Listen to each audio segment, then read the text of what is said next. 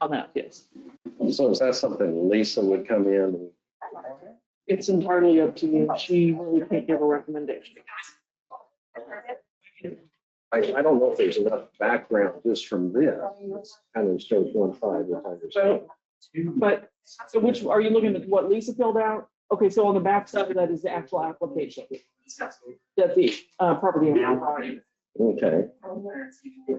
There's pictures of that. Mhm. Let me see. Either you or someone should go ahead and kind of explain this is the procedure.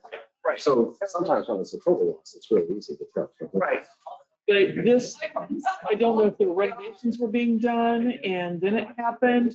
I don't know if we have that information, but let me see if I can.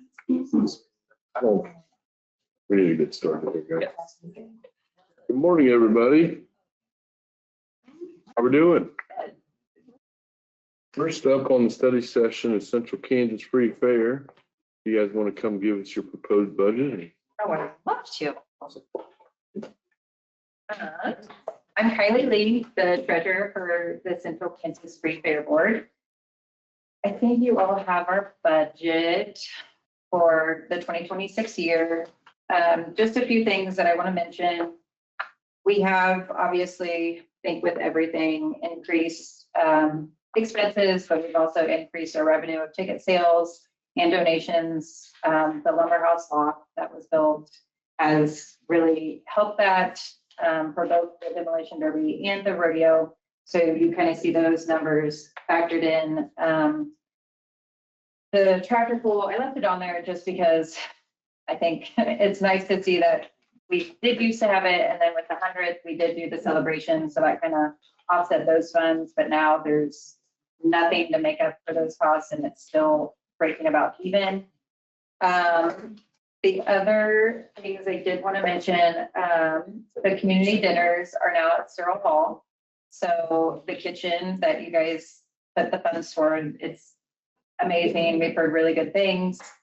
We are working with multiple people to try and get new stoves. They're very old, outdated, not really Jean, just she's pretty much the only one that can light them. So we are in for those. We have quotes from Sunflower Restaurant Supply in Salina. So hopefully we can get those switched over, make it easier to use for everyone. We also have an event coming up, the Stockyard Social, which will be November 14th.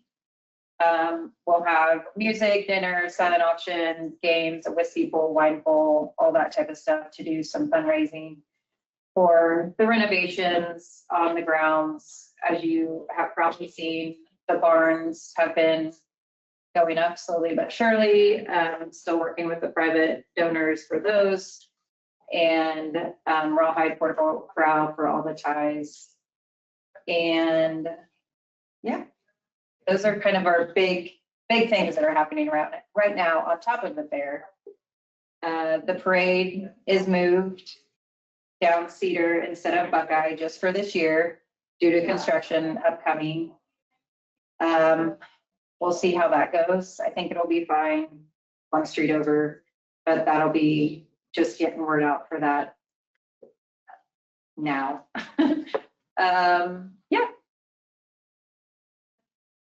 Of course, that's something you're gonna have control of because KDOT's gonna do something like, it's still Highway 15, even though it's Buckeye, and once they choose their timeline and when they'll do it, let's get done sometime. Yep. And talking with Brad Anderson, I mean, there's hope that it'll be done, but it's best to just plan down Cedar so we don't have to make any last minute changes. What is the request amount? Same as last year, 75,000.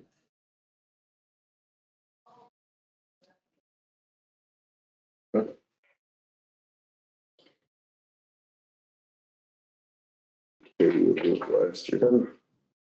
How is the makeup of your board determined?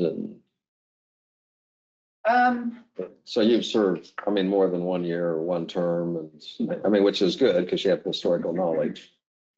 Right now, we actually have pretty new, Dusty is our vice president, and this is his second year. Kaylee Ferris is our president, and this is her fourth.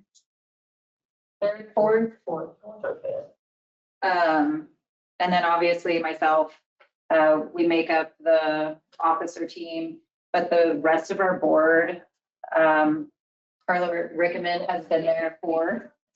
She came on. She came off. Tired and then came back on. So we do have those that have had 10, 15, 20 year plus knowledge. A lot of it though is, I mean, it's hard to get volunteers. We do have one open voting position. And just still trying to find the right person to fill that. But you kind of have people from throughout the county and also within the city limits. Yeah. And part of our thing when we do our interview process is asking them what part of the fair they're interested most in. And so trying to bring in those different areas to have somebody lead that. My mistake was I said the parade was my favorite, and now I've been the parade chair since I got on. So this is kind of how that works. But we usually try, so that way we have one person that can head each of our subcommittees in that area. Well, you kind of grew up with it because you just went out the back door of the fire box. Exactly. And This was my mistake on that. well, My mistake. you do a great job. Yeah, such a good one. It probably seems like a mistake this year with the rerouting. So And the construction where we had a reroute from 7th Street. So basically, since I took over, it has been a mess. One of these years, we're gonna have not a mess. I promise. if you want one of the other board members to do it, you need to No, say how smooth and easy it is. really sell it. I'm just asking questions. I'm not suggesting anything here. You guys showed a pretty good income last year. Is there still need for the same amount of public funds when you guys are actually showing an income?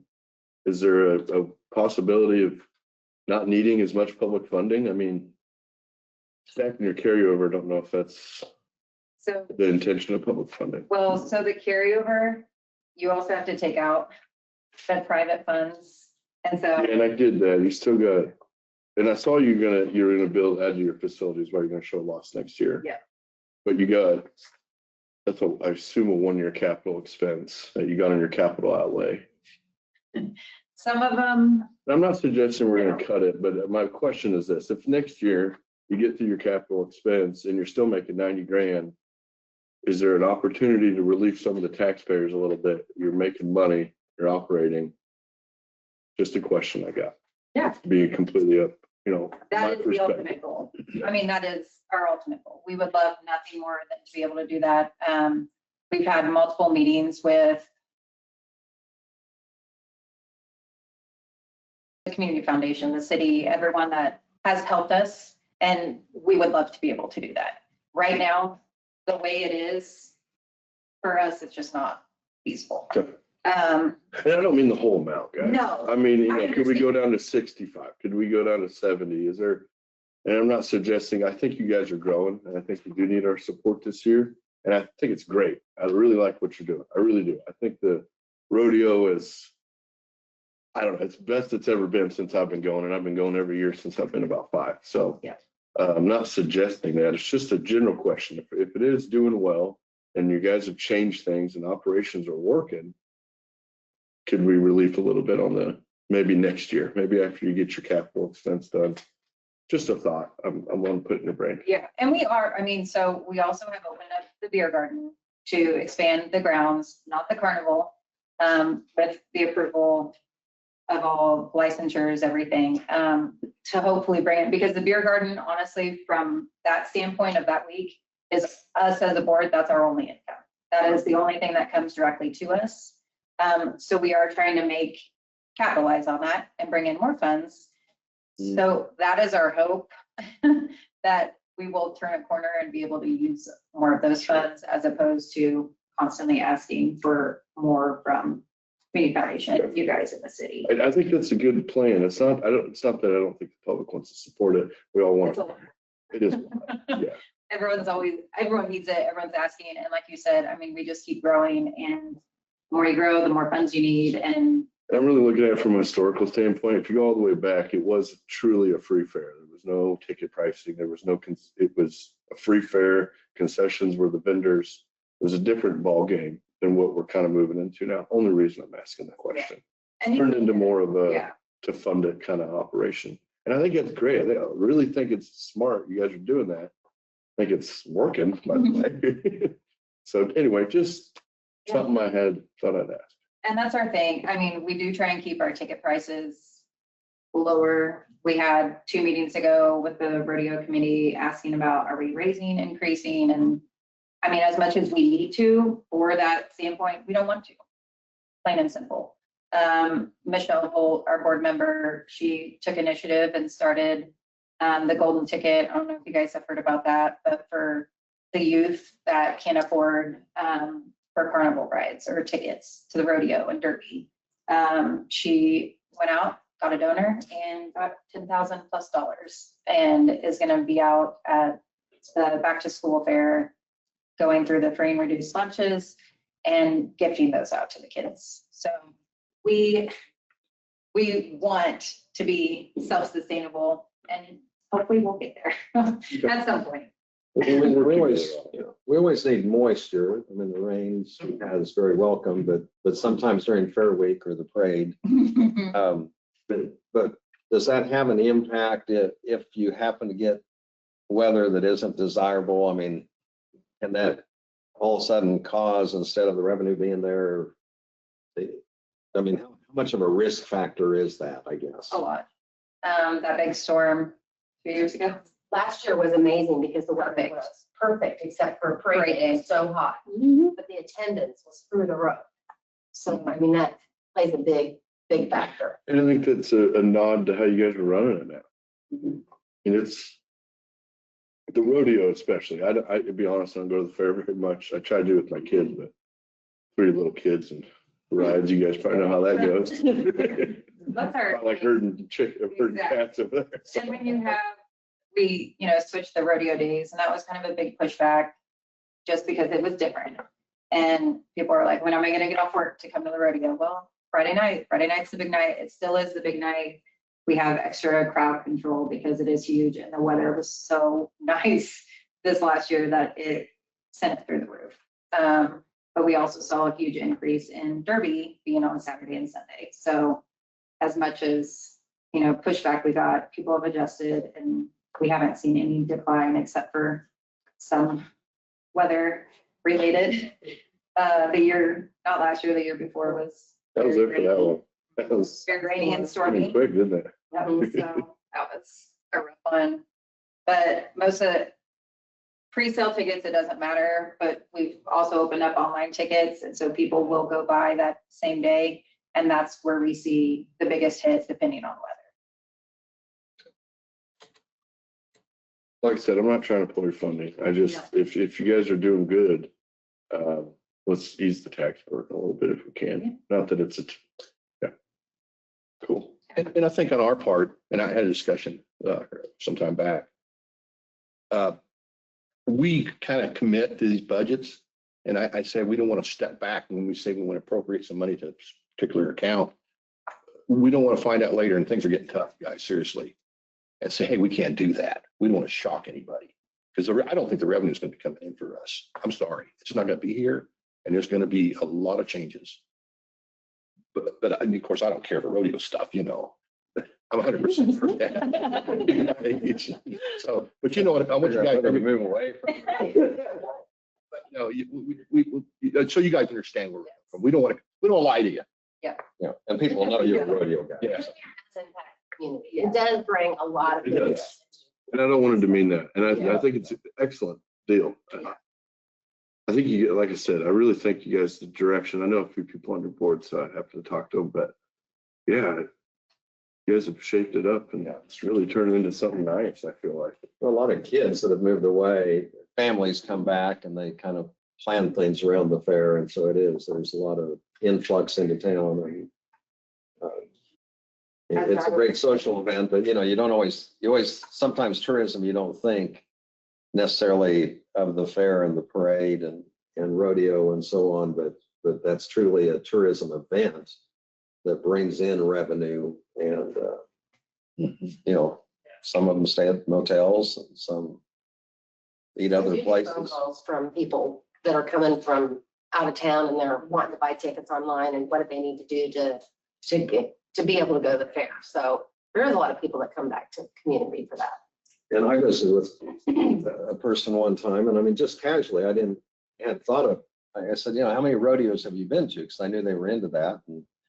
And I thought more of my world. I mean, I've been to a few, but they'd been to like over 100 in like the last 5 years. And I thought, my goodness, and we have one of the best ones here. And pricing and traveling convenience. And so there's a lot of people that drive quite a few miles, but just a drive away that show up for this.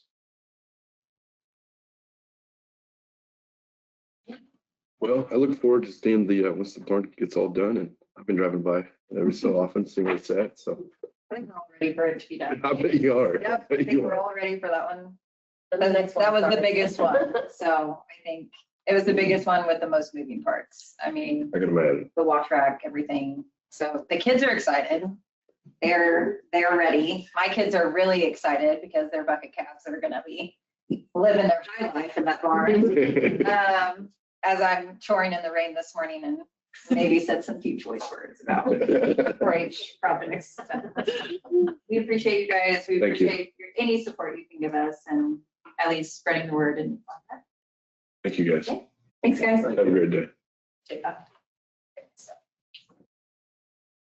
Dusty, did you show any animals out there over the years? Yeah, so I showed horse, beef, and dairy. Okay. And Kylie, Pigs, sheep, steers, mainly pigs. all right. We got some pigs out there on Lynn, it's Commissioner Lynn. Better come out and see them.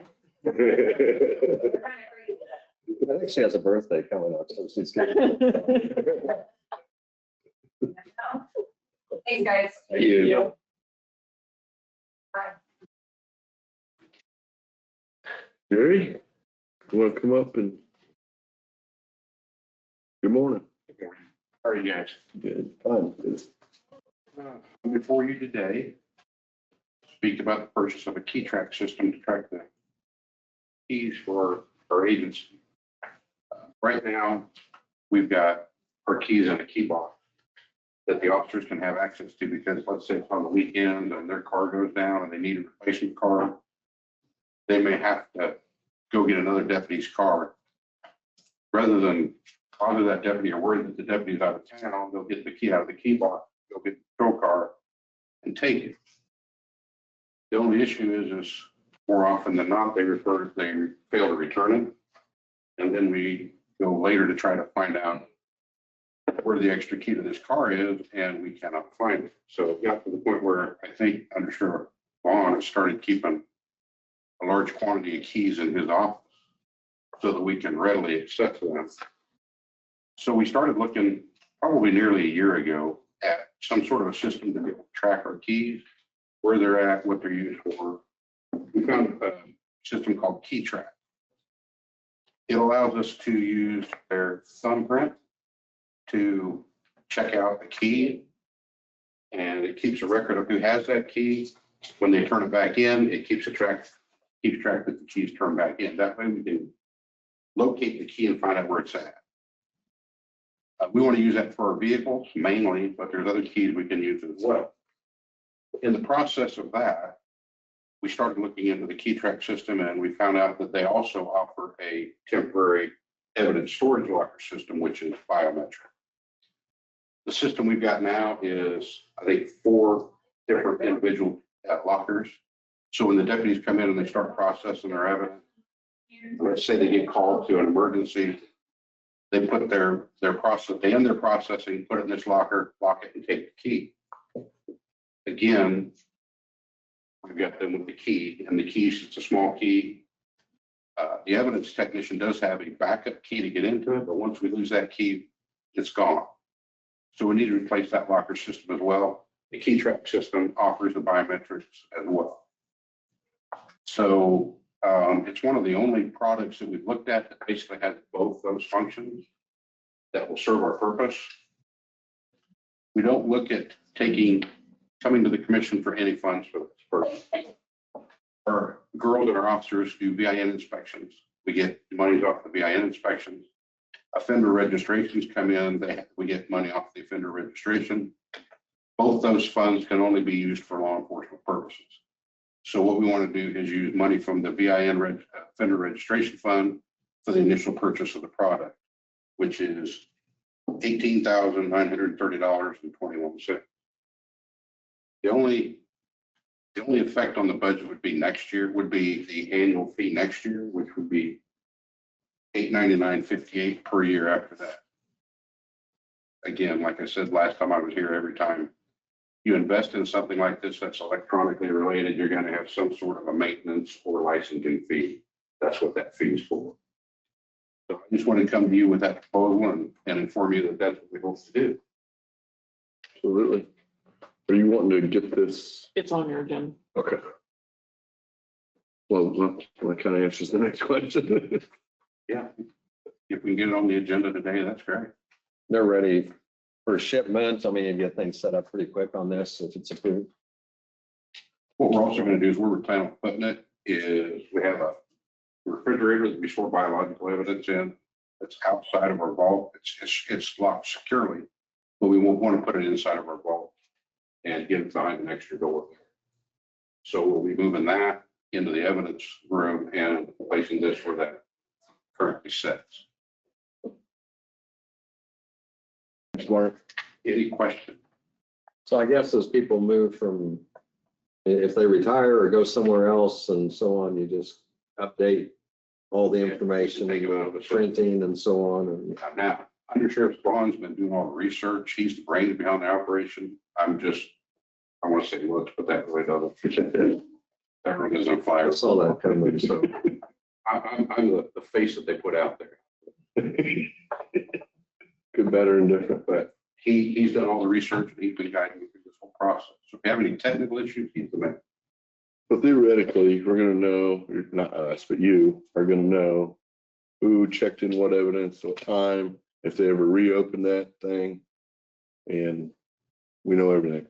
Yeah, on that side, it actually, not that, if something was to happen, we had to have access to that locker, we'd still have it. But it's going to be electronically logged to access that evidence at any time. So really, it's more secure than the key system that we're operating under now. Then on the key side, I mean, that includes like jail keys and stuff like that that we really want to keep secure. This is providing that extra security for it.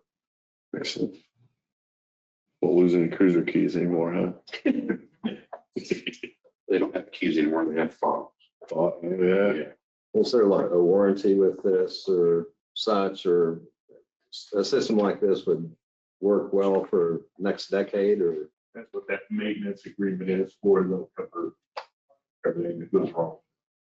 That $899.58, that's for both the key tracking and the evidence. It's one unit. 5-year coverage, I think, based on what I read. Could be 6 because there's Oh, 1 year. Yeah, true. the 1 year comes with it. So you guys, if you lose electricity, is that going to affect opening those jails up quickly if you need to? We have a generator. Have what? We have a generator, backup generator. Okay. We lost power this morning. Okay. Little My blip. computer stayed on, didn't even affect me. I was able to just keep rocking, so.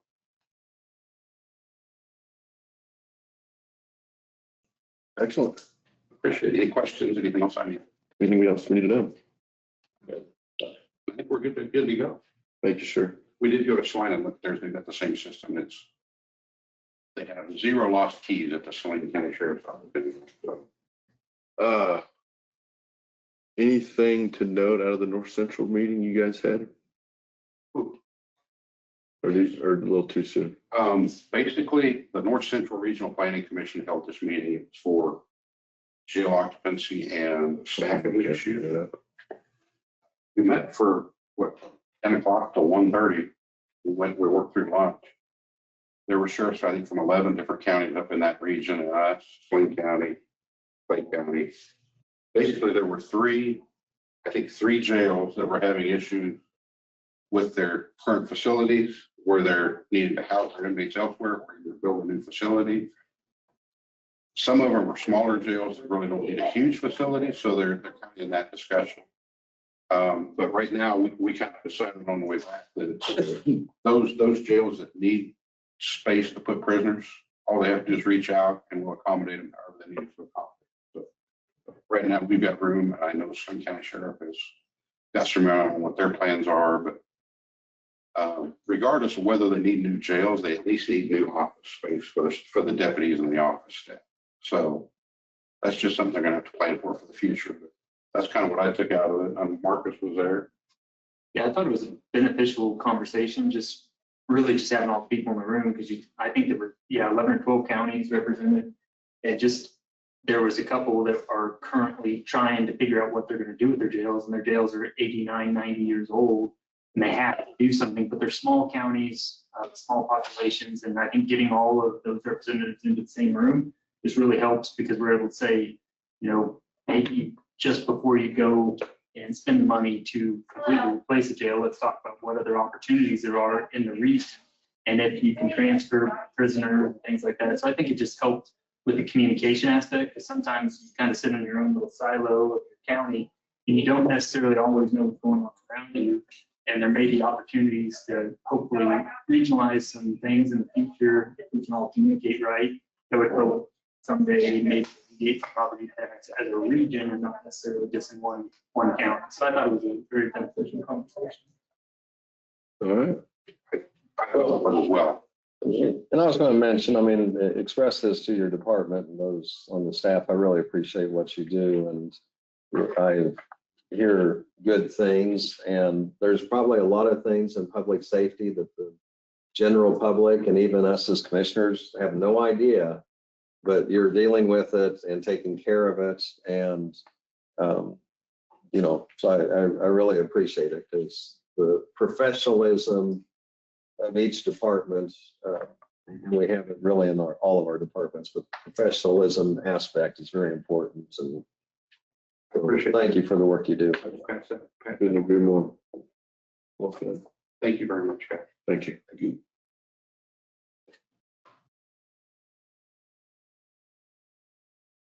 Leah, County Treasurer Leah Hearn. Give us your budget proposal.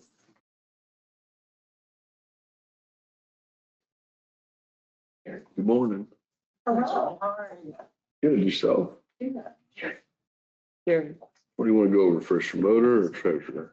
Well, this year I worked with Marcus a lot on this, because with some additional funding that we'll have in the motor vehicle now, motor vehicle really needs to be paying, that budget needs to be paying for those expenses, where in the past I've had to pay them all out of my treasures.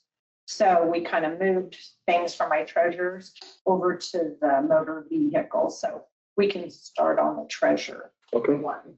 Okay, so we kind of left the dues and the advertising about the same, no change.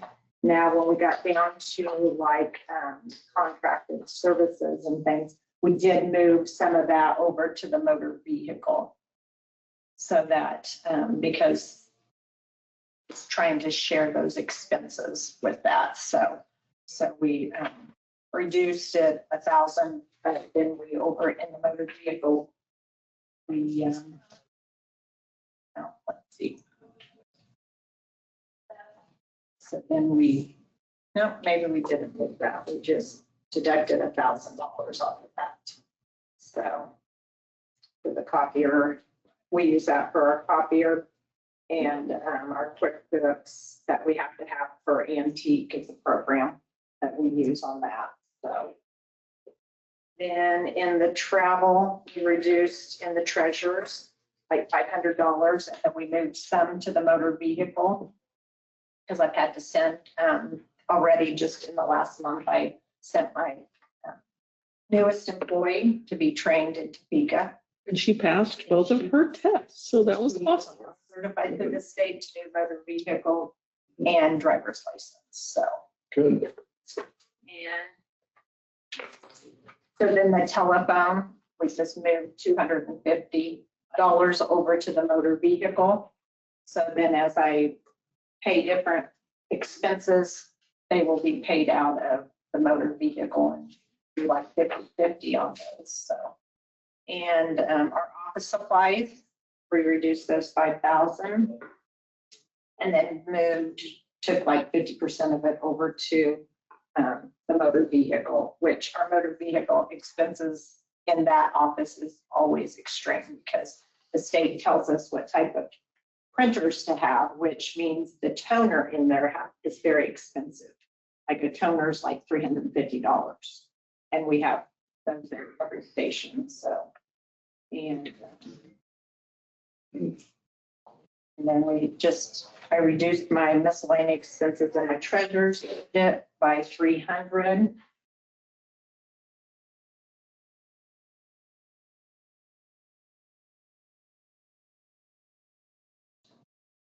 And of course, on salary and stuff, that's the same. Software, hardware, maintenance, the same.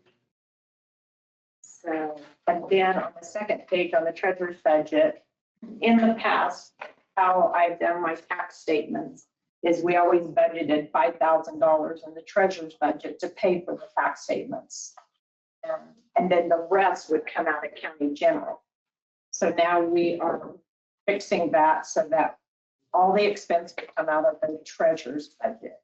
So we changed that because it costs around $14,000 to do that. That's postage, paper, envelopes, everything. So that used to come out of the county general budget. So now that will no longer be out of that budget. It will come out of my budget. That would have been a decrease in the treasurer's budget, but it's really not an increase in general overall for what she's doing because technically we were paying that. It just was coming out of different funds. So it's not really an increase to the budget. It just really makes more sense that it's in the treasurer's budget since it's the treasurer's tax statements and that they're all billed in the same place. So we're really just consolidating that in what feels like a more appropriate location in the budget. So you'll see the difference in the admin side where now there will be $9,000 that had been paid out of admin that is now going to be paid out of the treasurer's. Makes sense overall. And after we get to the 27 year and all the expenses, we'll have a better look at that motor vehicle if where we need to make even changes more, because that way we'll have the extra fees that will go into that fund that will pay for these expenses, and we'll see where we're at the end of next budget season. We'll get a better idea of that.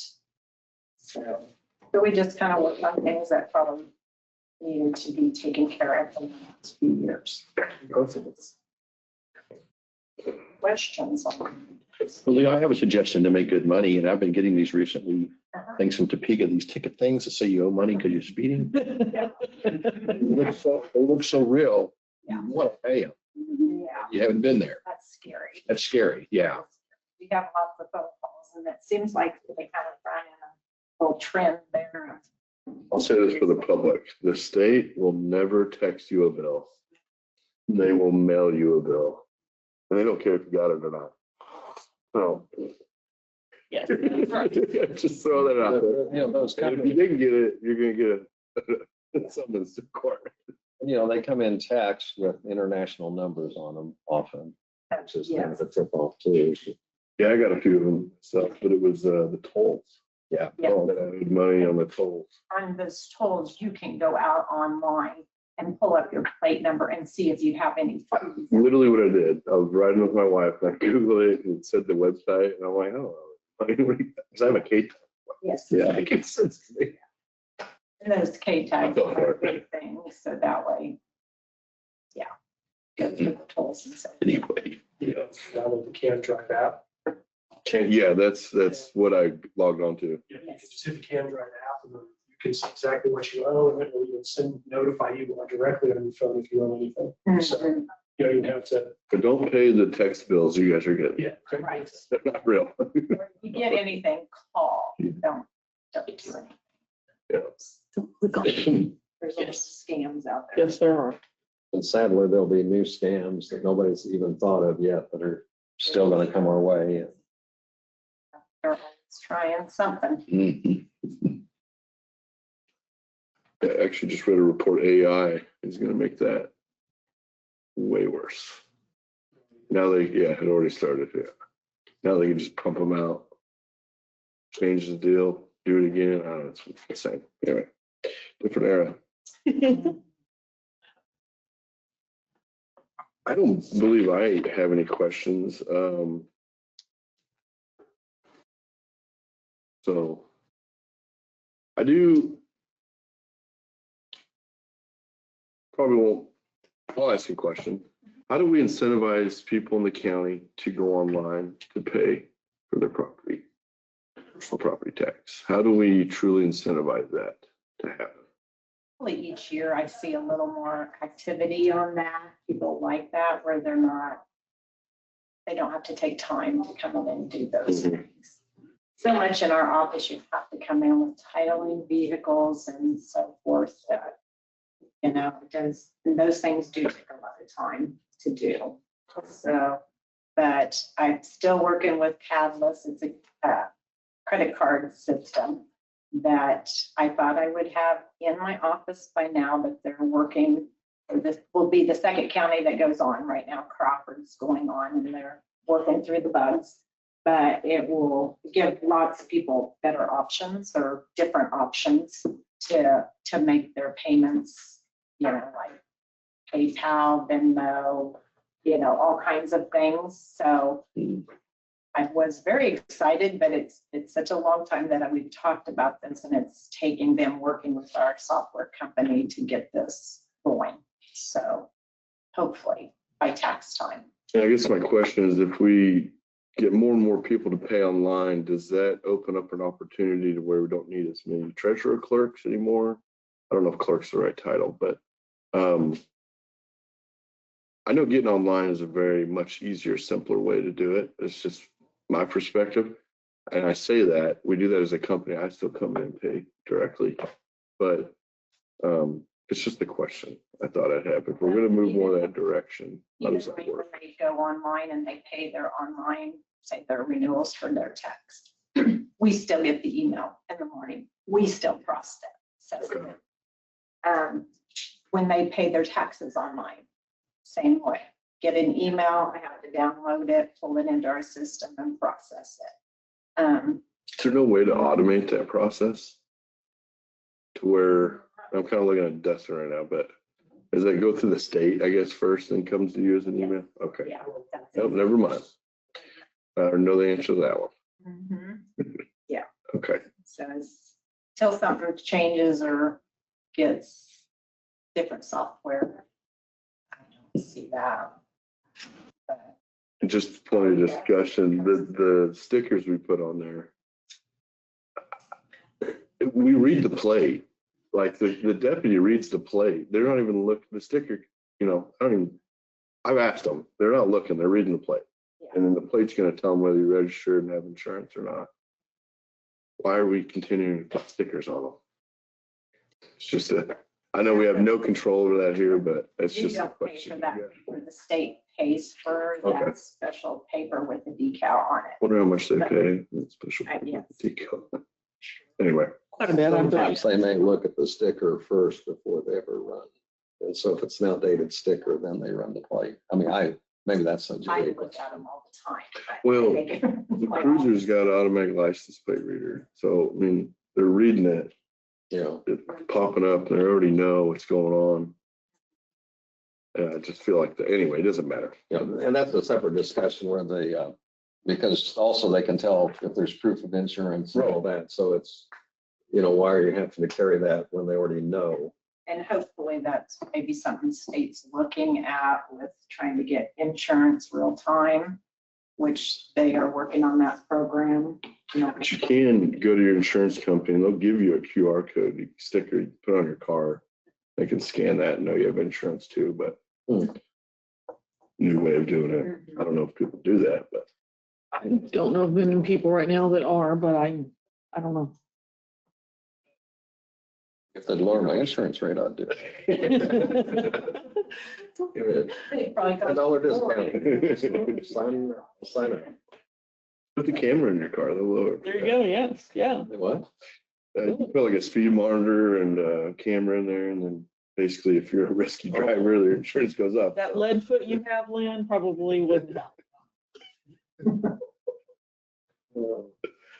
I'm one of the ones people pass. And I'm still 2 mile per hour, 3 over the speed limit. I don't think so. Thank you, Leah. I do have a signature card for a bank account. We're just putting it to a different bank. Let's see. You're on this. Okay.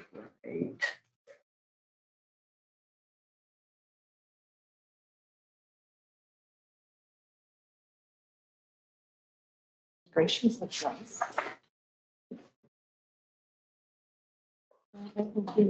This possibly.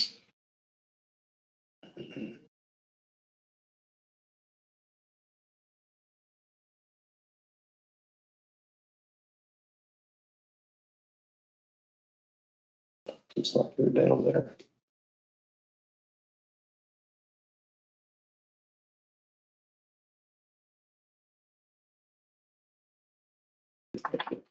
Thank you. Thank you.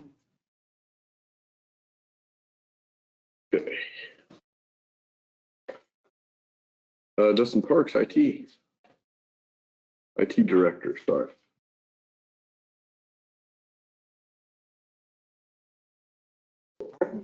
Mark's the director of IT and GIS. Speaking of the things of AI, working with Marcus a little bit, I think try something a little different for the budget proposal. So department heads may end up hitting me over. Trying to figure out a cleaner way to present the documentation.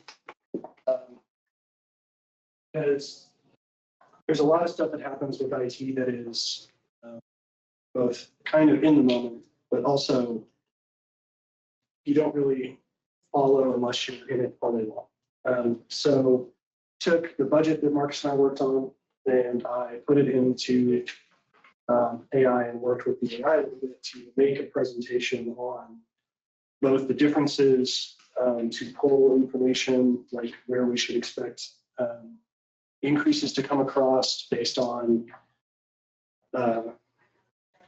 both software and hardware increases that have been happening. And it's funny because it's almost cyclical. I used AI to help me write a budget to point out the increases being caused by AI. But the first page is basically an entire summary, which would line for line, number for number, look like the report that you get from CIC. Then the back page is the back page and are the explanations for each line item, whether they went up, whether they went down, why they went up, why they went down. And then any kind of metrics that we used to kind of justify an increase or lower increase. So just to kind of go through it line by line. Dues and subscriptions were kind of the same. We belong to two organizations. We belong to Kansas GMIS, which is also a subsidiary of International GMIS. And that is $150 for our office. And then we belong to MSISAC, and that is a national organization that the state actually pays for. But last year, the state didn't know if they were going to pay for it.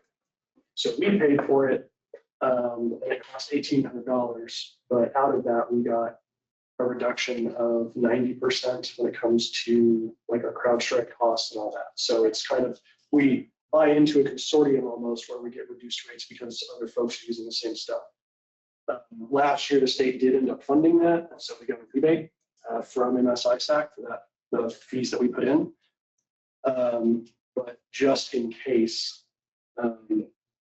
We actually consider that part of contract software, because that's really what we get out of it, is that's who monitors our web traffic 24/7, that's who monitors our antivirus 24/7. But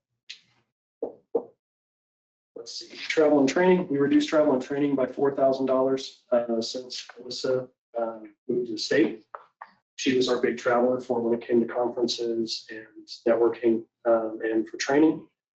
And the reason we didn't drop it further is because I'm going to have to take on a few of those roles for training and conferences, but also with having a new IT person, we're kind of anticipating a little bit of training that we normally wouldn't have. So that's kind of a best guess number, but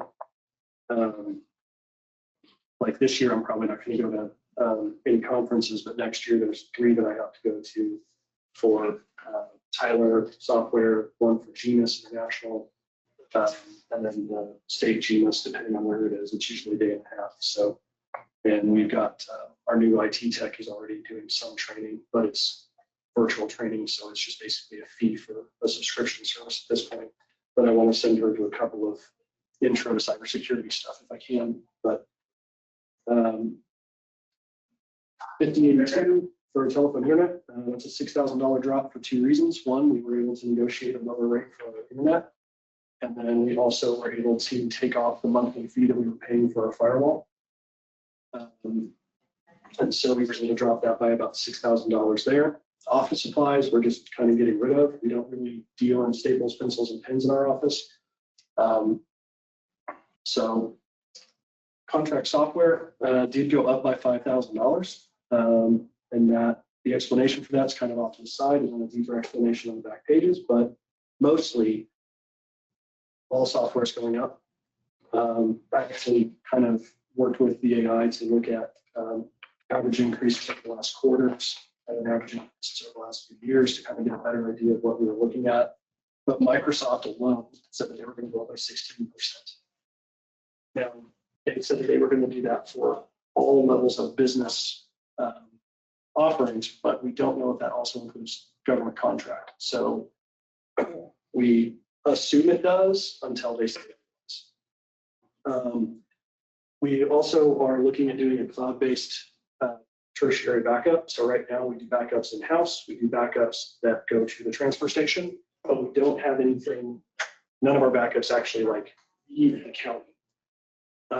So if something catastrophic happens, and while the statistics are low, that something would happen to the courthouse and transfer station, In the basket. we want to try to make sure that we have at least good backups well offsite. We were able to get part of a service that would allow us to do all of our backups in cloud for about $6,000 a year. And that is scary, a really good price, because that allows us to store up to 40 terabytes online with live access for $6,000 a year. So that's one of the reasons that the cost went up. And then another reason is that our remote management service. So we use Ninja One to remote manage all of our machines.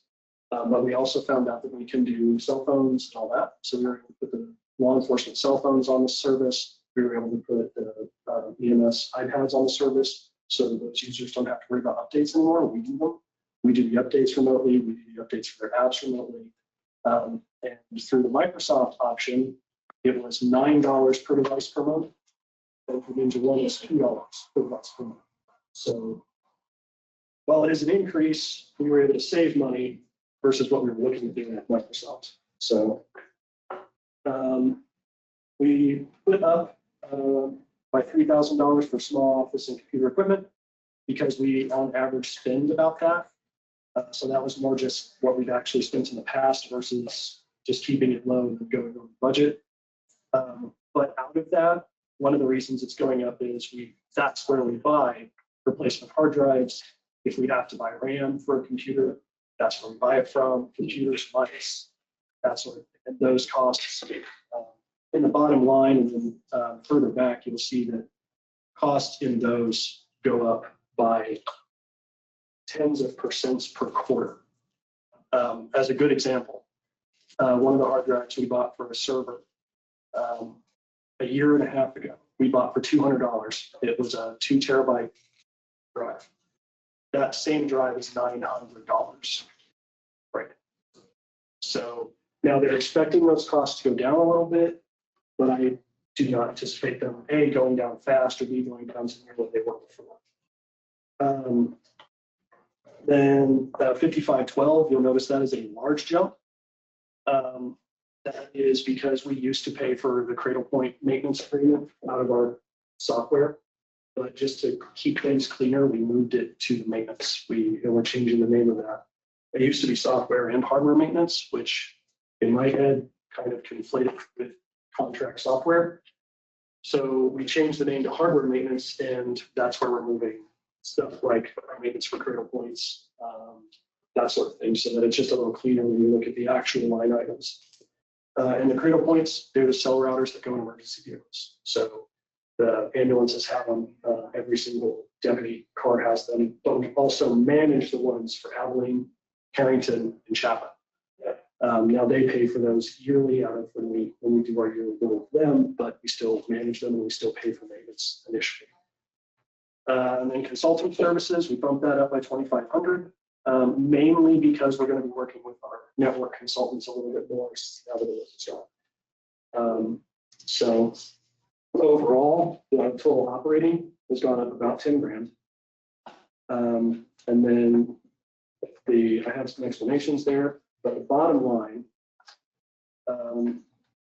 the very last paragraph is probably the one that's going to be the most important. The very last paragraph of the entire thing, the department total, since we're keeping the employee stuff flat right now because that's set by administration, with us hiring an IT tech instead of hiring a network administrator. Once those numbers go into account, our budget probably has fallen by about 2.7% in total. So we are going to have to make up for some of that, like I said, with some additional stuff in software and some additional hardware, but those are minimal costs compared to if we tried to hire a network administrator. So all in all, I think we've done relatively good to try to keep things low considering the astronomical cost increases that the tech fields are experiencing. It's taken us a little longer to do some stuff. The servers aren't up and running yet, but they're online. They're just not live. You don't have live data. That sort of thing. So, you guys have any questions for me? Just a comment. I know in previous years, you've been able to do things in-house and also negotiate and look for ways where you did bring some savings to the department, but also ultimately to the county and the taxpayers. So I appreciate that because the budget we talk about now, but it really goes on year round. Yeah. One of the big things in our contract software, this sounds weird, but the only reason it went up $5,000 is one of those things, because our new firewall installed last year. 3 years ago, we installed a server that monitors network traffic. And then anything that's malicious or questionable, that's sent to the group that watches our computers for viruses. And that's an in-house server that we pay about $16,000 a year for. But our firewall does something very similar. So we're going to be able to bring that in-house and not pay for that service. So we're reducing a $16,000 a year bill there by utilizing the firewall that we got. So we're still trying to do that as best we can. So. Do you see any big equipment replacements? And I'm kind of looking at everybody here this year. I think all that's what's really good hardware, from what I can tell. Is if I say this out loud, it will probably happen. So the big thing that I see that will cost us. So weirdly, if we have to replace half the computers, in our entire infrastructure, that's astronomical. But what's really going to drive it is hard drives. Yeah. The hard drives for servers have gone up so much. And if we even replace, because servers die, they spend 24 hours a day, they will go out.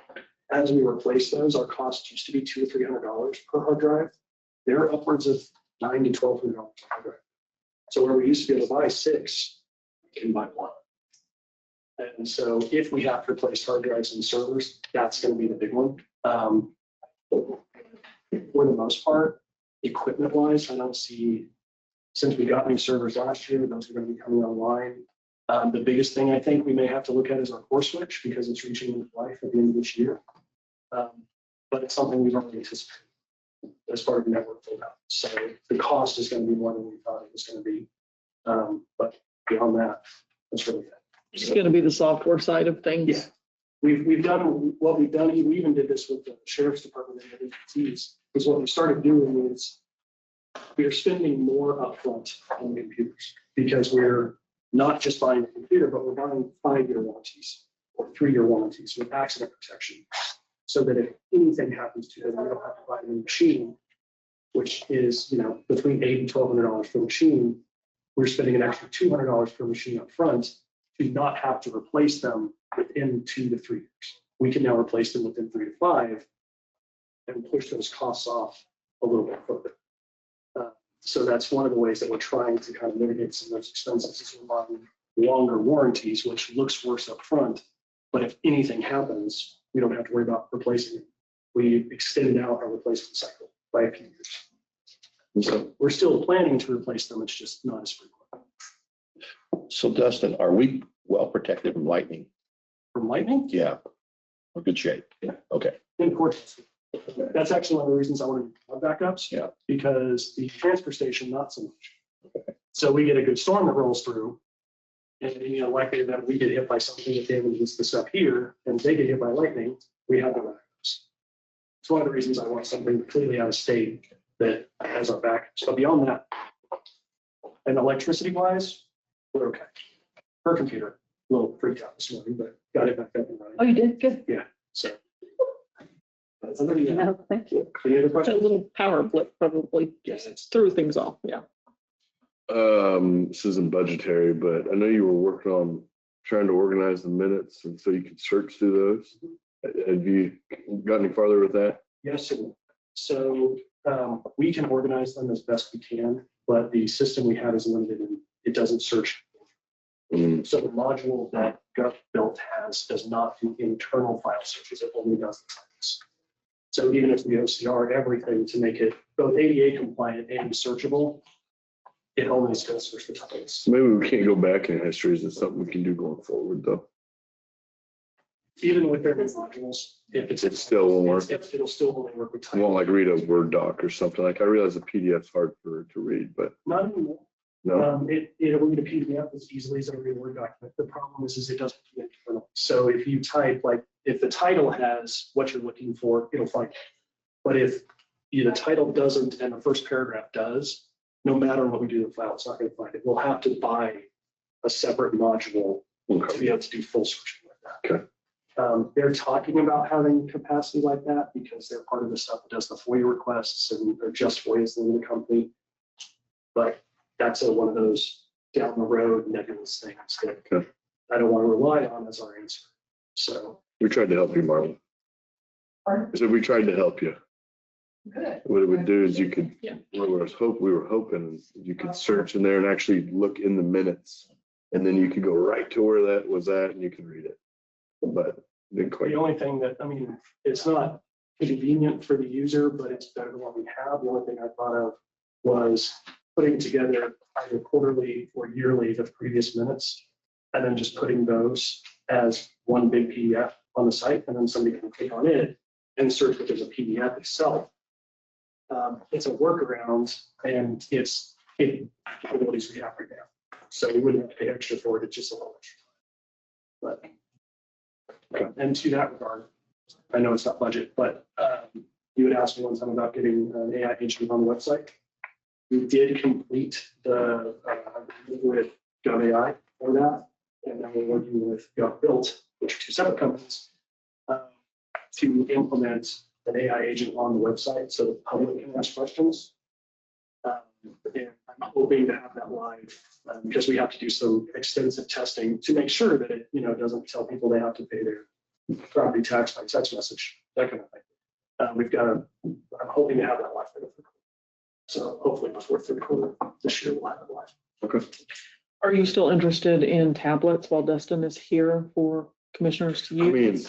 I am. There's a lot of paper. If we're paying 10 cents a print, But there's some questions about how they're going to be utilized that I know he has. So we have kind of wanted to get your thoughts on that. So I guess if I had my wish, it would be that it would be something similar to this and we could go through our schedule on a tablet rather than printing all these pieces of paper. The big three questions would be, one, do you want it to have like the ability, if I gave you this, to see this on that? Yeah, anything, yeah. Edit documents. Because what that does is that makes it go from, here's an iPad that you can look at a website on, to here's a device that you have to access domain resources on. And then we'd have to upload stuff to a shared file that the commission can get to. And then those devices would be able to have that. It would require licensing for each to be able to manipulate the data on there. If you each want to do something separate, you know, if you want to take your own notes, that kind of thing. So what I would need to know is what the end goal, like what dream list, what do you want to do with this when we get I it? think we can keep our own notebooks if we want to keep notes. It's up to these guys too, but you just want to view. that's my thought. That we would just, there's a lot of paper. I know we all three get the same prints. Yeah. And I know it probably costs us like $15 a day. So it's like, let's just get rid There's of all a the few prints. things would be handy to have printed out, like on the agenda, because you're making notes and Sure, such. yeah. But I do know there's been a few times that we had a report that we were looking at, and that was going to be revised, and then it was going to be considered at a later date, and I'd keep it in my keep folder, and then I'd end up with 3 copies over a month's So period of we the have same thing. downstairs right now, we have several Surfaces actually that are sitting in a laptop cart from the COVID era. They're Windows 11, they're up to date. We can actually repurpose 3 of those, point to a shared domain folder where you guys can see the documents. And then what we could do is we can install a printer so that you can just, the documents you guys know you're going to want, because what Lynn may want to print out and write on, you might not. And so that way you can just print directly from that to the device behind you, and then you all get access to what you want to print. Pretty smart. The headache would be, because that's my job, is we would have to make sure that whatever documents the commission is seeing is both accessible to those tablets Yes. and that anyone uploading those documents has access to where it is. Right. Because if Lynn opens a document, you might not be able to, because it's sharing that folder. Yeah. But at that point, what we do is we use the commission's, because the commission has a full Microsoft account, and we actually use their SharePoint so that they can all I was gonna say, you should. Yeah, they can all 3 open it up, do edits, roll down. So. I don't necessarily need to do want edits know- in it. It's just to read, like this stuff right here, like we're about to, I was looking at the bid, like I don't, You don't want a copy of it all? yeah, we don't need to have this copy. But now if we need to sign something, it's different, but. No, that's, so my big question was gonna be more, because like the minutes and the agenda, that's a website. That's a quick, easy, here's a tablet, here's a link to the most recent one. You guys click on that, you see that. But if you also want report documents and stuff, that's a different type of set. Okay. Not impossible by any means, just a different set. I didn't want to go down one hole and then you guys go, well, can this do this? And now I'm going, yeah, but we got to buy something else. I'd rather, but if I can get use of the machines. Yes. Yes. My intention wasn't to electronically write anything in there, edit them or anything like that. It was just to read documents. Absolutely. Yeah. And what I can do is I'll go ahead and, honestly, I don't know if all of us want that. I know I do, but I mean, at that point, even, there's a couple ways we can do that, because we can, if we get iPads, they're easy to use. You don't have to worry about signing into them. They can be individual, and you can have a shortcut on the iPad for SharePoint. I So, like the Surface idea, but that's huge. but the Surfaces are free, and we already have, I say free, we already have them, and they're, so I would be more comfortable using the Surface because we don't have to buy anything. Weirdly. That'd be a good way to go too, because if we want to upgrade or change or whatever, it's kind of a test run to see how Exactly. those meets our needs. But if it can save us a little bit of money on printing, I mean, that's, I know. every little bit helps. In the IT world, it seems weird to, I don't want to spend money. I don't like spending. I have to ask him all the time to spend money. I've just got so digitized through work and loan, like it's just, I don't know, I don't print paper anymore. Yeah. No, I got a notebook. that's why I'm like, we're getting rid of our office supply line. We get more pins from people stopping by to sell us stuff than you care to know.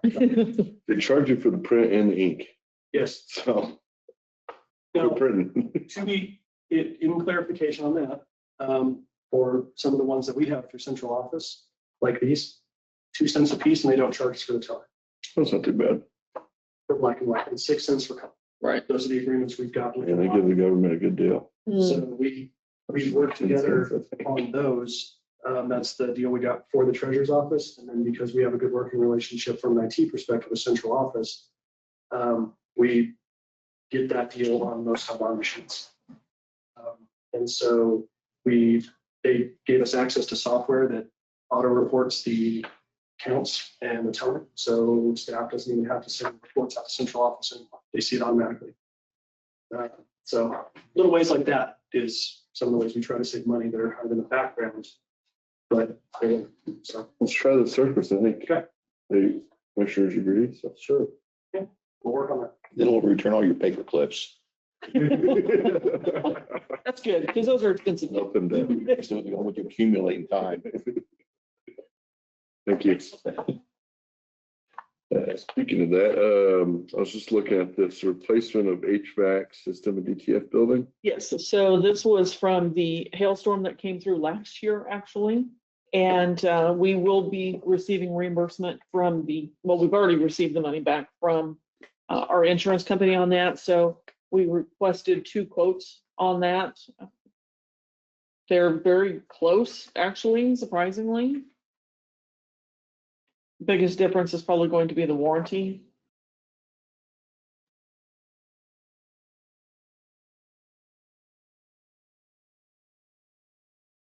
But I wanted to get it in front of you so you can take a look at it, see if you have any other questions, and then we can get it on the agenda next week.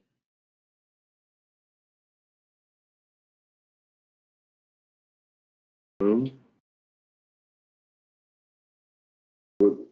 are the warranty differences? So KVK on their 4-ton is 10 years. And with now on their, which one is this one? It's 5 years, I believe. They have For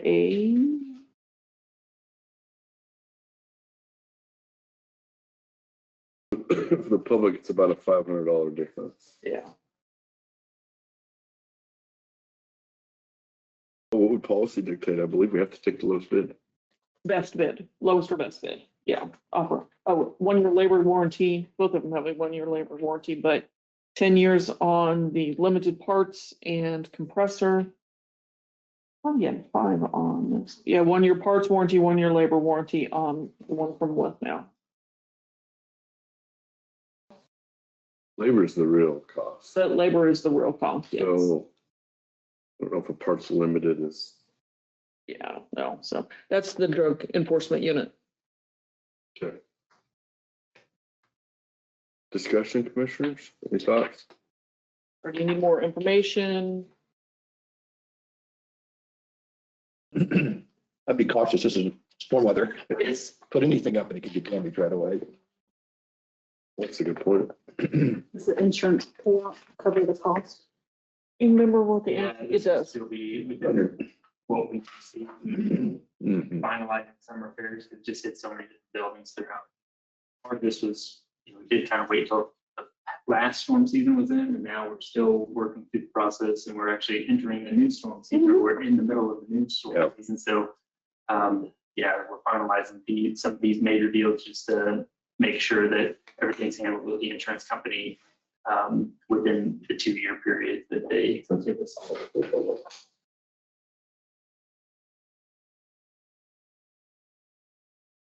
Well, we're not voting right now, so we need to accept one of these bids. Is this on our agenda? It is not on the agenda. I just have it on the study session unless you want to add it. We can do it. You can have it on the agenda next week, but it's entirely up to you how you want to proceed. I'm fine with doing next week. What do you guys want to do? Yeah, we've done executive sessions and got kind of a long meeting. Okay. Get it on there, so. Is that effective? mess them up. So I didn't know if you had any questions about the property relief application, property tax relief application. Lisa is actually in training. So if there's a question that I can't answer, then I'll text her or get a hold of her. It's obviously a structure fire, right? Yes. So it was a lightning strike. Is that what I happened? Okay. understand, and so, and then it started on fire. Fortunately, I think she heard the noise from it or such, but I think it's kind of drug out.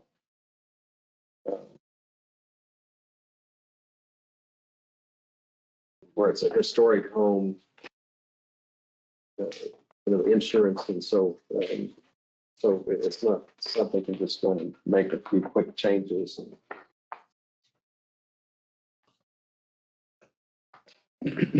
But from what I understand, it's not inhabited.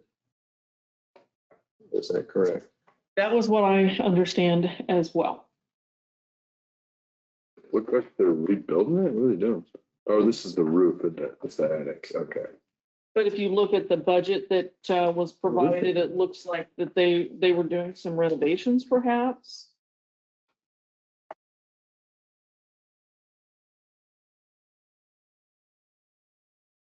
That's what I was looking at too, is that piece there. What is that exactly? Is that the renovations they're doing? Well, that's $200,000 in this house? That's what I believe, that's what they budgeted. Well, yes, actual cost, so. But I don't know, A lot of money. yes.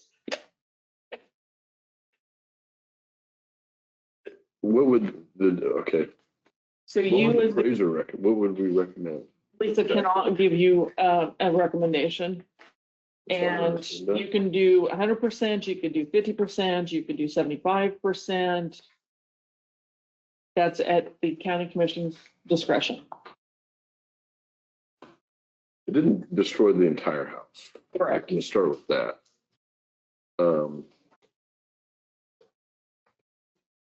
It's very foreign to me.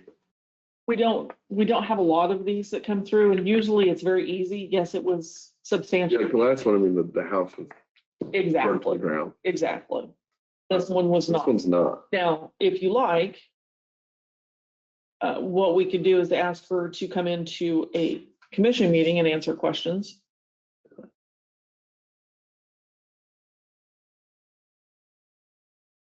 She'll be available then? I don't, well, Lisa's not available today. I can ask her to come back next week, but the applicant, if you'd like to ask questions of the applicant. I would like to postpone this until we can have an opinion from our appraiser. She's not going to give you an opinion. She cannot give you an opinion because she's appraising the property. Oh, Yes, who can give us an opinion? the three of you. I think visiting with the owner, I think we need to talk. Help me there at all. You would like to visit with the owner? Yeah, Yeah, I would too. Okay. I feel for their hardship, I really do, but I guess if you're asking me, the house wasn't completely destroyed. There is some structural damage, without a doubt. They're gonna have to do some fixing there. I'd have to really look at it Mhm. to go, I mean, to me, I don't know if I'm looking at the beams and stuff, and Right. is it cosmetic mainly? It kind of seems that way, but these 4 pictures probably aren't the best representation. Mhm. I see a center pillar got pretty charred there, but Right. you want to talk to her? yeah, I do. And the thing, likewise though, whatever we do sets precedence Correct. for the community, 100%. So we've got to be very careful. Mhm. Doing any of these. I will get a hold of her and see when she can come in and visit with you. Also review ones that have already been approved. See why. And the most recent ones have been 100% destroyed. Yeah, I mean, they were Or maybe, uninhabitable. could you go back and do partial I'll reliefs? see what we they have look for like? partials, yeah. That maybe give you a better idea of what you have in your path. And just for discussion here, we were talking about this relief application. And maybe, maybe you have some insight here. I didn't feel like it destroyed the home. I mean, it definitely damaged it, but I don't feel like it destroyed it. No, I think there's restoration possibilities, but we probably need more information from the applicant Mhm. or Lisa or both and see what the plan is and if it's, Lisa can't. No give information. you- She cannot give you a recommendation. but she has information. Is she She's not? giving you all the information that she So- has. So they fill out the application and Yes. so there's no face-to-face or anything. It's When just she whatever. came in and talked to her, yes, So but she might have information on that that would be helpful. it would be on the application. So I'm not sure what other information that Lisa would have. Okay. Yes. Yeah. There's been maybe other properties that have had damage Right. that have not been. In recent years, it's been substantially damaged. So you did 100%. This one seems like it's partially damaged, but I don't know that for sure. So So for example, is it going to be raised, removed from the property, or is it going to be rebuilt or, so yeah, structurally, maybe there is more Are information. you guys comfortable with postponing this today and having Well, I think the we can. applicant come in? we can We need more information. do that. And I believe she lives in town because I believe her sister lives here, so they've been able to. I've got a contact number. I'll give her a text, it looks like, and find out if she can come in next week. If not, it'll be the week after. Okay. Provide any evidence at that time if she needs to provide more. Bring what she's got. Okay. I was just gonna touch base on something real quick. You guys are done with that? I snuck up here a little bit. Yeah, it's so good. I thought you were gonna talk about this. Yeah, 28th is what I have you gone. I was just, I'll be here next week. I thought you were gone the 28th. I leave the 31st and get back. You're gone the first week of June. since we were working on budgets and they were talking about the personnel numbers, we don't have personnel numbers in yet. I think you touched on it last week a little bit, but I wasn't here, so I just kind of wanted to, what we had, and I was just going to provide you some guidance. So we were looking at the CPI or the Consumer Price Index is what we've been using. So right now, the number for the 12-month average that we were using and working with the numbers is about 3.4%. I think I heard last week you guys discussed maybe somewhere around 3%. That's what we've been working with the maintenance on the pay scale at. And I've been trying to base it on a number that's kind of consistent. It's something that we can report to the constituents and just let them know kind of how we're basing that. So I had directed Marsha when we were talking originally to look at the March. We kind of have to take a time. We can't continue to go out through the process and kind of have to just use that number and then plug that in and work with it, because obviously this changes month to month. So the number that we had kind of been working with on the pay scale at the time was this March 2026 number of 3.4% for the consumer price index. And so I just wanted to make sure that that was going to be within reason for you guys before we got too far into that. So once we get those numbers in, or we just have to review the process of entering those numbers again. So this is what we were trying to base this on. So each year we could come back. There's no perfect place, I'd say, to find or calculate inflation that I've found yet. But so far, I think using a consistent source like the U.S. Bureau of Labor Statistics, that this is something that we can direct on how we're finding these numbers. We're using the Midwest region for the consumer price index, and that's kind of what we've been trying to calculate those numbers from. So I just want to see if 3.4% was something that would be acceptable for the maintenance of the pay scale, and that just adjusts that. And then those would be the numbers that Mark would be working with, and then we bring those numbers to you guys as we apply those to the budget. I know the commission agreed on a 3% for our budget. Okay.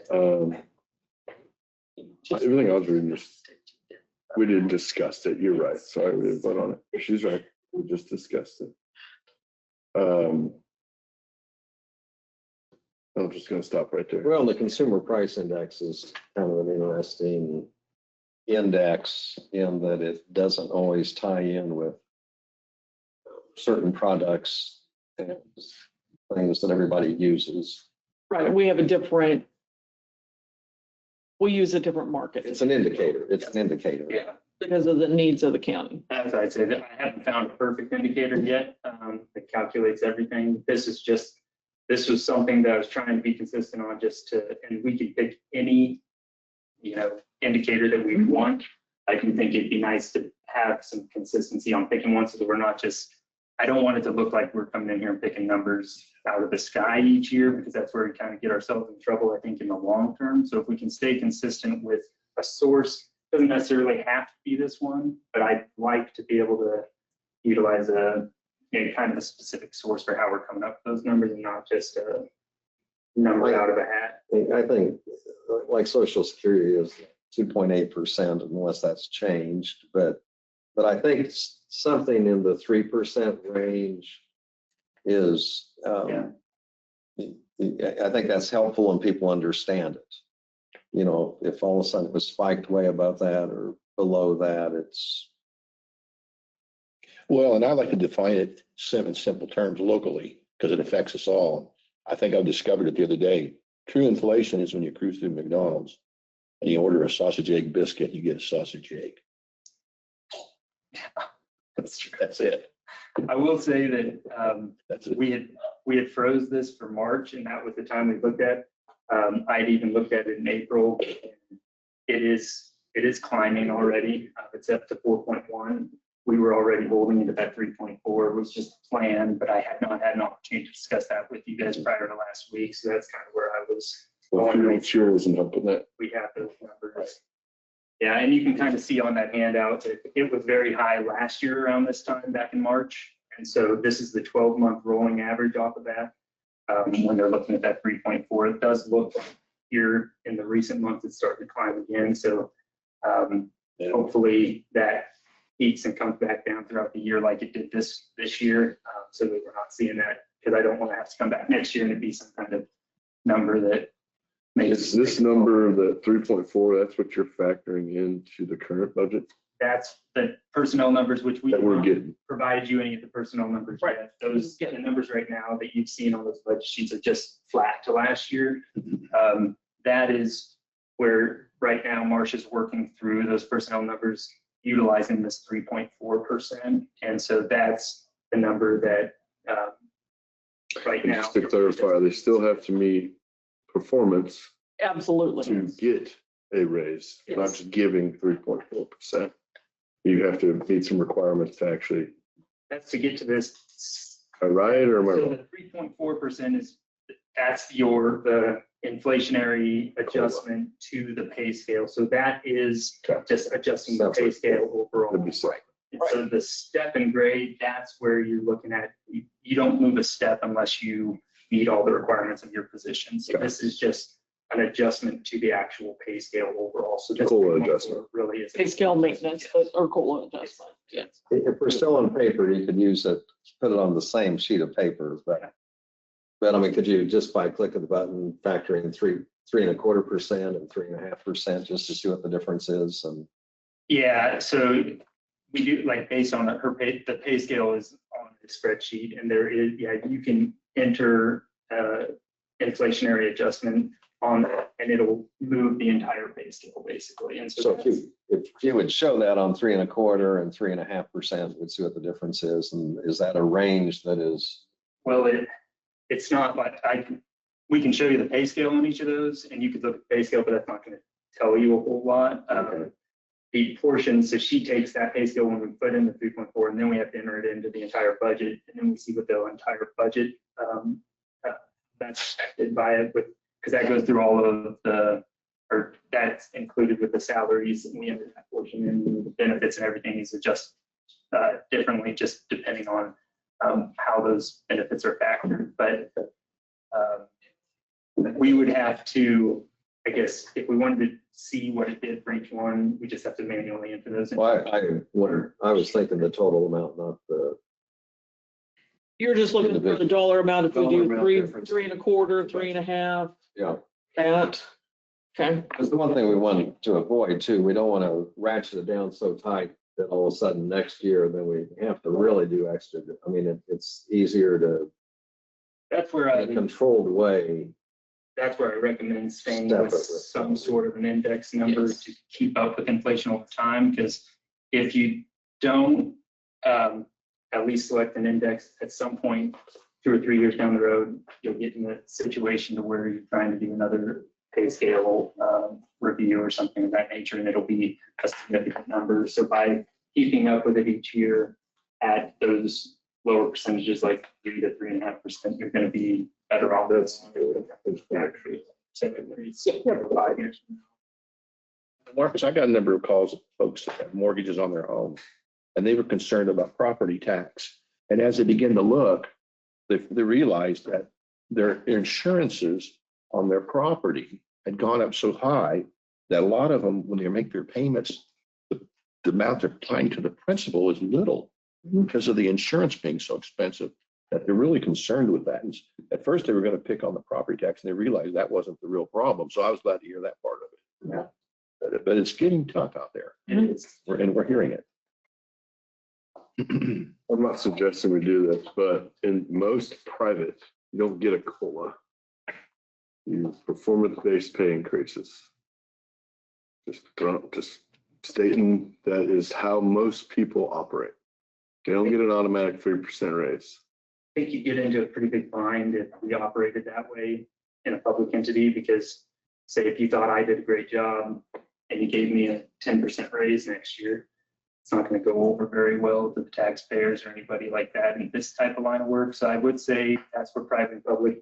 I think you do, because especially when you're talking about like generating income for your company, if someone comes in and makes you an extra $500,000 for your company, and you're able to justify a raise to them of say $10,000 or $20,000, you can justify that pretty easy with those numbers. In public service, I don't think you really want to get into, picking who is. I'll tell you there a little bit. Our maintenance guy's on the same plan. He doesn't generate any income for the company. Yeah. What he does is generate less expenditures. So we're incentivizing him to get his jobs done quicker and more efficiently, which is going to cost us less money. Yeah. So if we're not incentivizing that on I can counter that a little bit. Like if I just stick around, I get an automatic 3% raise every year. If I just barely do my job, I'll keep getting that raise. Now, I will argue that. Okay. And I'll argue that if you're not doing your job, like we're not keeping you around. And I will say that has been the case in the last couple of years. We have had to have some turnover, and it hasn't always been pretty. As long as Those are we, conversations, they have to happen, and we have to hold people accountable. And you got to put that on us managers. Like if we have someone who's not doing a job, like then we have to have those hard conversations and we get rid of them. And we have been doing that. So. you get where I'm coming from. I'm not trying to be combative. I do. I'm not trying to be combative here. Yeah, I don't want to sound combative either. I completely understand it. I am just, I want to say even to the public, I'm glad, the setting is that we really are holding people accountable. And if you're sitting here just drawing a paycheck, that's not going to work. And we want to make sure that people are like, you come into most of these offices, they're busy and they're moving, and there's a lot of work that goes through these halls. So, and these doors are open. Anybody can come in and see that any day if they want to. So Call in and ask the question, and that's the expectations that we have of our managers and of ourselves.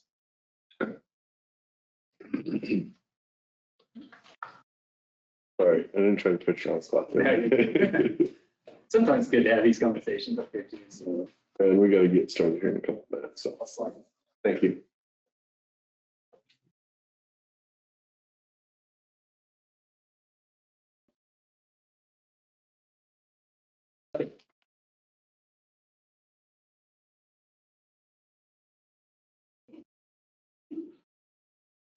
Call from my daughter. She knows I have a meeting, so I thought, well, maybe it's important. Year and a half old son had got a hold of the phone. That's important. That's right. I could hear this. I was pretty excited that We're going he to connected with somebody.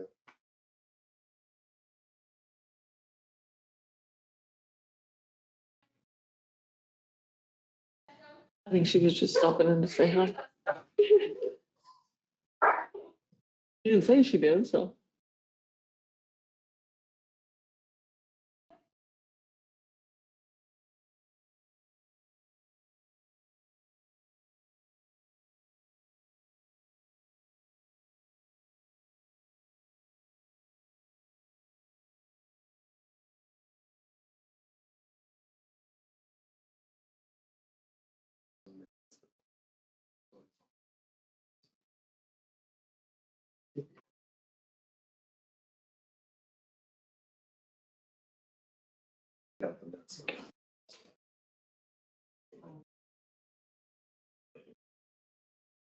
Let's start with.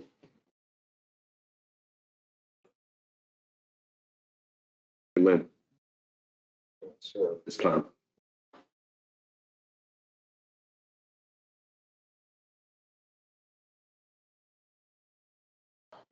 I call this meeting to order. If we'd all stand for the flag salute.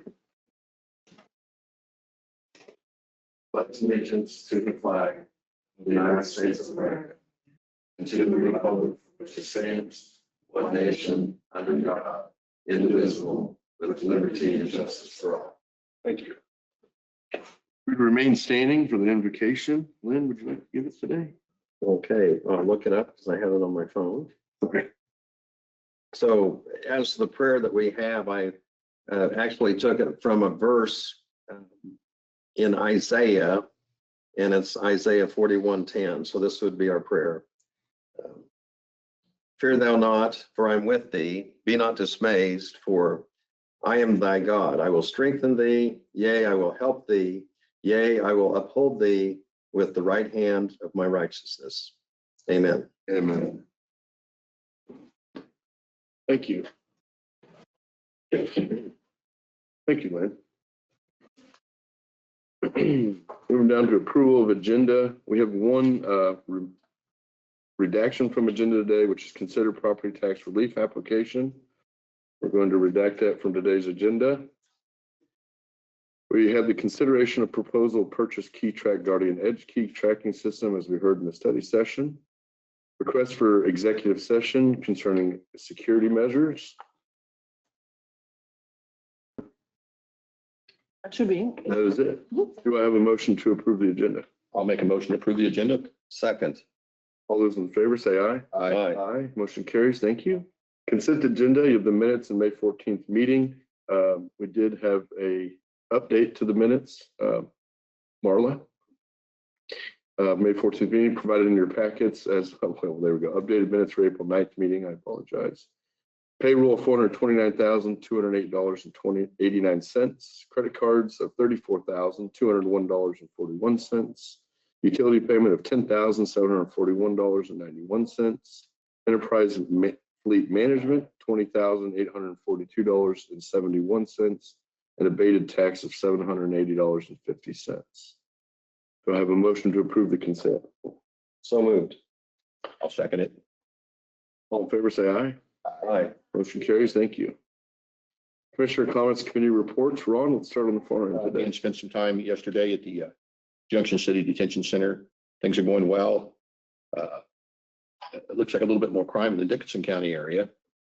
So thank you guys for the business. But words of concern with that. And the facility's operating well. Some administrative changeovers that are good. And we'll keep you guys informed if anything goes on. Thank you. Lynn? Okay, I'll just mention, I did have someone bring it to my attention that there was something that had been omitted or wasn't in previous minutes. And so I appreciate, hearing about that. And of course, if we wrote word for word everything that was said, it'd be, pages upon pages. And so there is something that we always try to have it condensed, but still have all the critical information in there.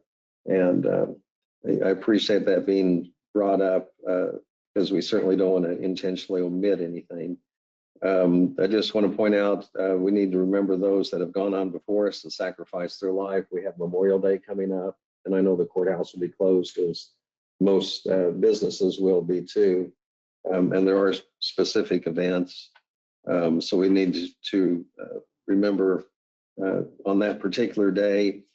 I did attend the Eisenhower groundbreaking, and then also, right now we're working through budget time, and it's kind of interesting some of the comments because I do hear people say, let's keep in mind the taxpayers and property tax, and yet many people are familiar with many of the groups that are making requests, and they're saying, these are quality of life issues, or this is something that's important to us, and it touches various generations. And today we heard from Central Kansas Free Fair as an example, and so a lot of it, I think, goes back to the value that you get for your money, whether you're a taxpayer or whether it's your individual or if it's your business.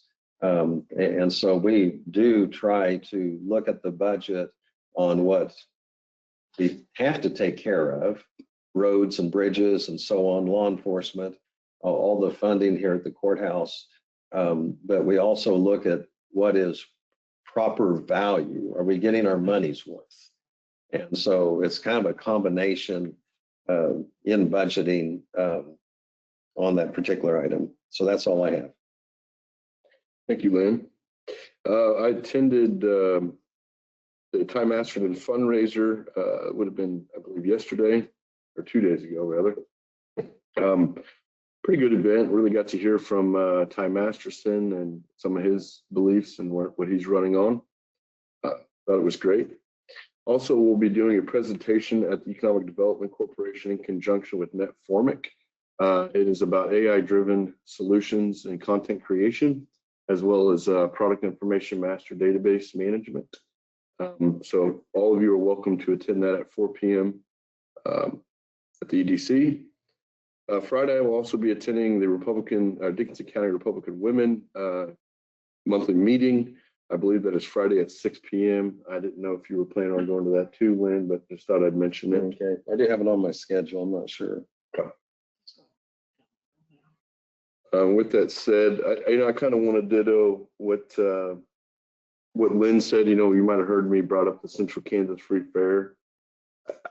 I think there's a lot of good to what we do in appropriations, but the question is we need to look at budgets and make sure it's applicable and still needed. I think some of these things we've given money for, we kind of helped them get off the ground and get them running. That could have been 50 years ago. Well, things change a little bit. We just need to make sure the budgets line up with the need from the public. So I agree. There's a value statement there too. So without a doubt. So with that being said, I will conclude. Seeing no petitions or proclamations, we'll go ahead and move to a brief period for public comments. County Administrator Janelle Dockendorf, read the rules, please. For the Open Meetings Act, KSA 75-4317 and 75-4318A, as the elected board, the county commission is not allowed to meet or make any decisions without posting the meeting. They are only allowed to act on items on the agenda which they set. During the regular meeting, the county commission may allow for public comments on items not listed on the approved agenda. It is at the discretion of the county commission if they allow comments on agenda items. If you wish to provide comments, please come forward to the podium and state your name and address. If you are online, raise your hand and we will unmute you. Please state your name and address. Each person may speak for 3 minutes. The allotted time will start after the speaker has given his or her name and address. Public comments should be addressed to the county commission only and not to the speaker or the audience. Only the county commission will be permitted to ask the speaker questions. The public comment period is not a back and forth discussion with the county commission. You should make your views and input known to them, but it is not a time to ask them questions. You should not expect them to respond to your comments. Comments may express support or agreement with the previous speakers, but in the interest of time, please do not repeat the same information. You may state something to the effect of your name and address and you agree with the previous speaker. It is important to maintain a respectful, non-threatening atmosphere for anyone who would like to speak. Please do not engage in such actions as cheering, booing, clapping, insults, threats, etc. Thank you. Are there any public comments at this time? I do not believe we have any today. Reports from county officers, County Administrator Janelle Dockendorf. Commissioners, I had emailed you earlier with regards to the high-risk rural road project. Just wanted to give you a brief update on that.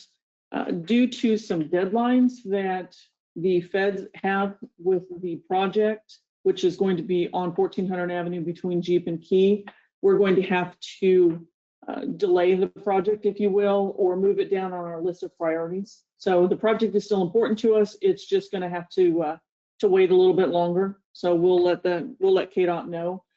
Part of the big push is we have to have all of the utilities moved prior to July 22nd. We cannot move the utilities until the easements have been purchased. We don't have those. So while it's still an important project, like I said, it's just going to be moved down the list. We have another project in the works that we have money committed to, and that's the 1900 Avenue Bridge here at 1060 1900 Avenue. So we'll shift our focus to that and the monies that go along with that. So The storm damage, thank heavens, we only had a tree that was blocking the road at Hawk and 1900 Avenue that our crew was out and moving. The Public Works Department started paving a little bit late on Tuesday because of the moisture, but they started paving south of Solomon on Barn Road, and Marcus and I actually drove it yesterday and it looks really good. The bridge at 500 Avenue and Rain Road is now open. Evergy reviewed one of our locations that, if you recall last year, we had the LED lighting replacement, and they were pleased with the results on that. There's a planning and zoning board meeting tonight with 3 different conditional use permits on it. So that'll be at 7, and county offices will be closed May 25th in observance of Memorial Day. So do you have any questions for me?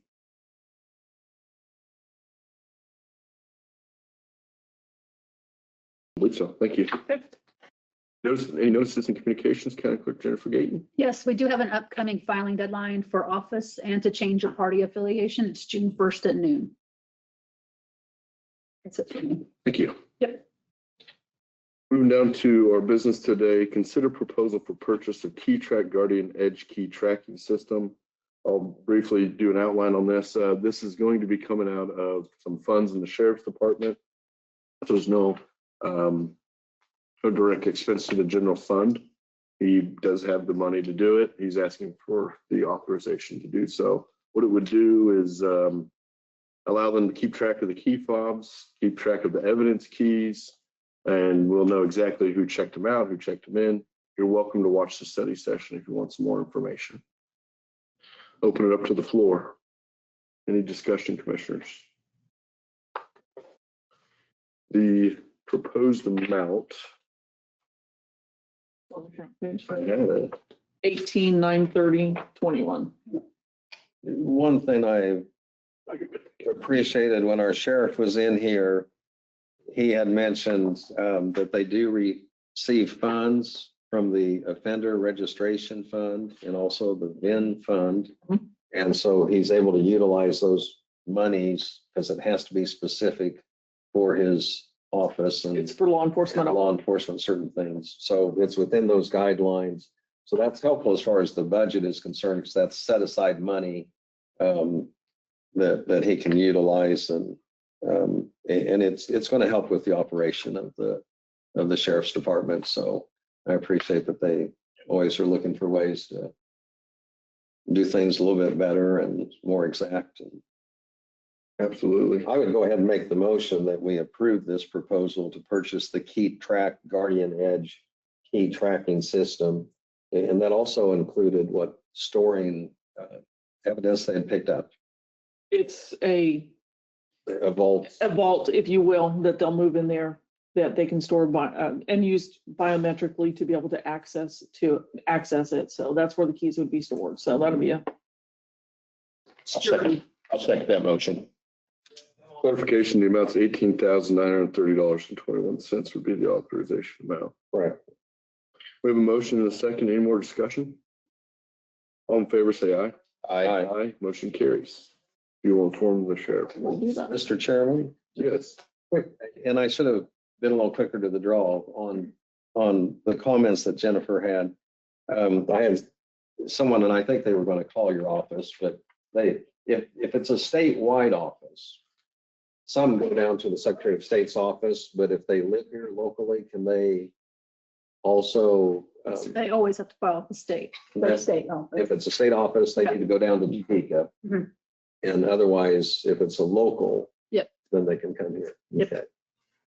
I did not know that. So I think that was their question, because I think it was, I don't know that they're going to do anything, but they had asked that, and I said, well, call you. So I don't know if they did, so. They may have. Or they maybe. I didn't talk to Maybe them, talk to but they said they could have talked to somebody. So if it's state rep, if it's state senate, or one of the governor or something like that, Yeah. they need to go down to Topeka, Secretary of State's office. Right. And they have the same deadline of June Yeah. 1st. The whole, everything. It's June 1st at noon. Yep. Thank you for clarification. Mhm. Any more discussion? Okay, we have a request for executive session. I'll go ahead and read this. I move that the county commission recess into executive session for 20 minutes pursuant to KSA 75-4319 B12 to discuss the matters relating to security measures, because discussion on those matters in the open meeting would jeopardize security measures protecting the county building and facilities, including the jail, the county information systems. The executive session will include discussion on physical security systems and digital and cybersecurity measures, county facilities and systems. The executive session will include the county administrator, the assistant county administrator, and the director of IT. The open meeting will resume in this room at 11:36. Motion has been heard. Do we have a second? And it, All in favor, say aye. I, Aye. Motion carries. We'll break in 1 minute. Thank you, everyone. I think we did that one. We did. Yes, Okay. I'm gonna give us a minute every time. yes. it makes a number of people aren't doing it.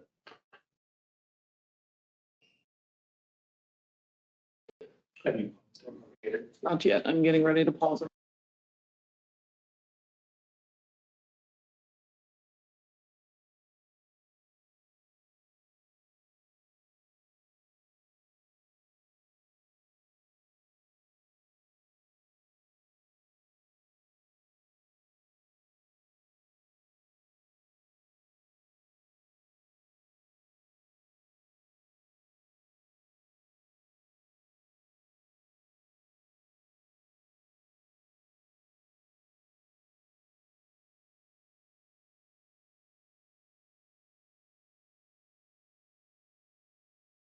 No, it's visible. I did it here.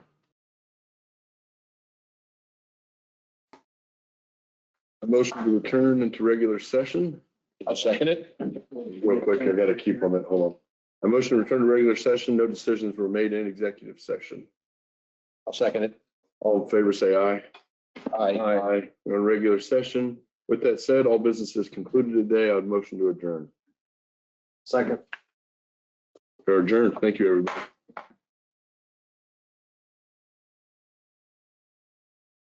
Thank you, guys. Thank you. So Kenny and Peterson. Hey, it's got a new version of a stream deck.